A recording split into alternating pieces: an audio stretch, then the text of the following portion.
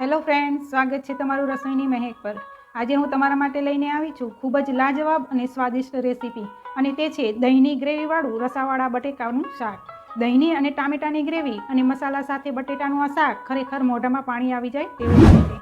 આમ તો આપણે જનરલી બટેટાનું સાદું શાક તો બનાવતા જ હોઈએ છીએ, પણ આ ટિપ્સથી તમે આ શાક બનાવશો તો તમારા ઘરના સભ્યોને કંઈક અલગ જ બટેટાના શાકનો સ્વાદ પણ તમે આપી શકશો। જો ઘરે જ ધાબા સ્ટાઇલ બટેટાનું શાક બનાવવું હોય તો અને હોટલ જેવો આ શાકની મજા લેવી હોય તો આ રેસીપી તમારા માટે છે। તો ફ્રેન્ડ્સ, વિડીયો અંત સુધી જરૂરથી જોજો। તો ચાલો સમજી લઈએ કે આ સ્વાદિષ્ટ અને લાજવાબ બટેટાનું શાક કેવી રીતે બનાવી શકાય।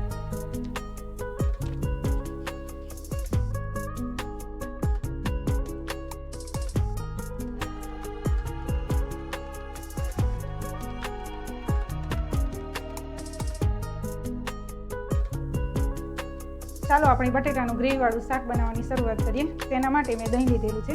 બહુ ખાટું પણ નહીં અને બહુ મોડું પણ નહીં એવું દહીં લઈશું આપણે। 1 ચમચી જેટલું આપણે ધાણા જીરું પાવડર લઈશું। અડધી ચમચી જેટલું આપણે જીરા પાવડર લઈશું। 1 ચમચી મેં કાશ્મીરી મરચું લીધેલું છે, તે એડ કરી લઈશું। ને અડધી ચમચી જેટલી મેં હળદર લઈશું। બધું મિક્સ કરી લઈશું આપણે। હવે બધું મિક્સ થઈ ગયું છે આપણે મસાલા, તો તેને આપણે થોડી વાર માટે આ રીતના ફેટી લઈશું। હવે થોડી વાર માટે આપણે ફેટી લીધેલું છે અને સરસ એવું મિક્સ થઈ ગયું છે, તો આપણે તેને સાઈડમાં રાખી દઈએ। હવે પેનમાં મેં 2 ચમચી જેટલું ઘી લઈ લીધેલું છે, તેને આપણે ગરમ થવા દઈશું। ગેસ મેં ચાલુ કરી દીધેલો છે મીડિયમ ફ્લેમ ઉપર, અને 2 ચમચી આપણે તેલ લઈ લઈશું, તેને ગરમ થવા દઈશું આપણે ગરમ થઈ ગયું છે તો તેમાં આપણે કેપ્સિકમ લઈશું। મેં ઊભા સમારેલા આ રીતના લીધેલા છે। કેપ્સિકમ થોડા એડ કરશું આપણે। થોડી વાર માટે આપણે આ રીતના હલાવી લઈશું કેપ્સિકમમાં। થોડા મેં મકાઈના દાણા લીધેલા છે, તે પણ એડ કરી લઈશું। તેને પણ આપણે મિક્સ કરીને આ રીતના હલાવી લઈશું।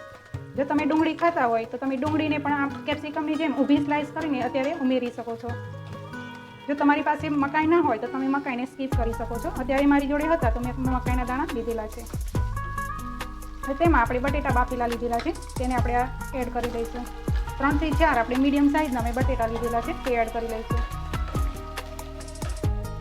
2 થી 3 મિનિટ માટે આપણે કૂક થવા દઈશું આ રીતે। આપણે 2 મિનિટ માટે આપણે કૂક થવા દીધું છે, તો તેમાં આપણે થોડી કસૂરી મેથી એડ કરી લઈશું અને થોડો આપણો ચાટ મસાલો એડ કરી લઈશું। બધું મિક્સ કરી લઈશું આપણે 1 મિનિટ માટે આ રીતના ફ્રાય કરી લઈશું। આપણે સરસ એવું ફ્રાય થઈ ગયું છે। ગેસની ફ્લેમ મેં બંધ કરી દીધેલી છે અને અલગ પાત્રમાં આપણે કાઢી લઈએ તેને।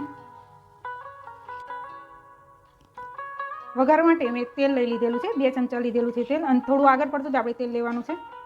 વઘારમાં આપણે જીરું એડ કરશું, થોડા તલ આપણે એડ કરશું, થોડી વરિયાળી આપણે એડ કરશું, થોડી હિંગ લઈશું આપણે, મિક્સ કરી લઈશું આપણે। હવે બારીક સમારેલા મેં આદુ મરચાં અને લસણ લીધેલું છે, તે પણ એડ કરી લઈશું આપણે।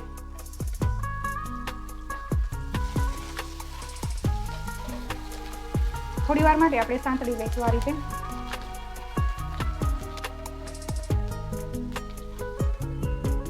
હવે આપણે અમેરિકન મકાઈ મેં લીધેલી છે, તે એડ કરશું। આપણે ઝીણી સમારી લીધેલી છે, તે પણ એડ કરી લઈશું। જો તમે ડુંગળી ખાતા હોય તો આ સમયે આપણે ઝીણી સમારેલી ડુંગળી એડ કરી લઈશું।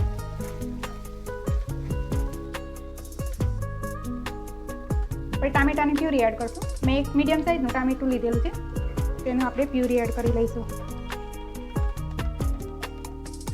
આપણે સ્વાદ મુજબ આપણે મીઠું એડ કરશું। થોડી વાર માટે આપણે કૂક થવા દઈશું તેને। 5 મિનિટ માટે આપણે કૂક થવા દઈશું। ઢાંકીને થોડી વાર માટે આપણે રહેવા દઈશું। 5 મિનિટ પછી આપણે ખોલીને જોઈ લઈએ। આપણે તેલ એવું સરસ છૂટું પડી ગયું છે।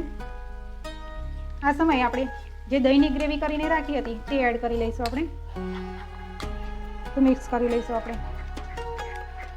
5 મિનિટ માટે આપણે કૂક થવા દઈશું।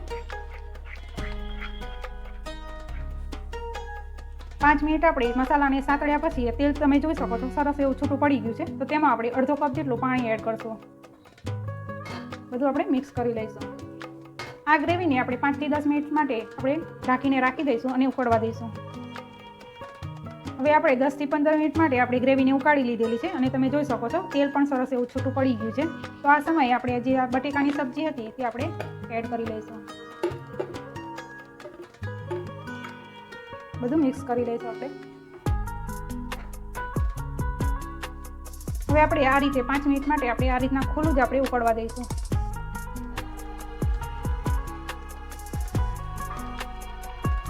પાંચ મિનિટ માટે આપણે આ રીતના શાકને ઉકાળી લીધેલું છે. તો તેમાં આપણે ગળપણ માટે આપણે થોડી ખાંડ એડ કરીશું.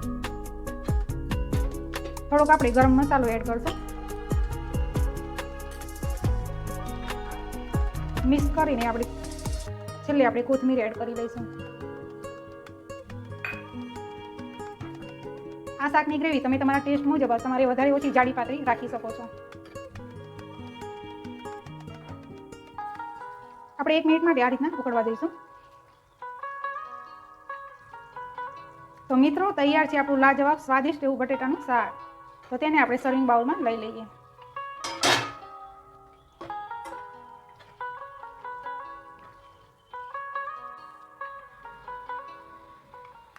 તો મિત્રો આ હતું એક અલગ જ સ્ટાઇલથી બનતું ગ્રેવીવાળું બટેટાનું શાક. તો તમને કેવી લાગી આ સ્વાદિષ્ટ શાકની રેસીપી? તો તમે પણ આ ટિપ્સથી આ શાક બનાવજો અને મિત્રો અને પરિવાર સાથે આ શાકની મજા લેજો. અને બનાવીને આ શાકનો ફીડબેક અને કોમેન્ટ જરૂરથી આપજો. અને મારી રેસીપી તમને ગમી હોય તો અમારી રસોઈની મહેકની ચેનલને લાઇક, શેર અને સબસ્ક્રાઈબ જરૂરથી કરી દેજો, જેથી આવી જ નવી રેસીપી તમને મળતી રહે. તો ફ્રેન્ડ્સ, મળીશું ફરી એક નવી જ રેસીપી સાથે.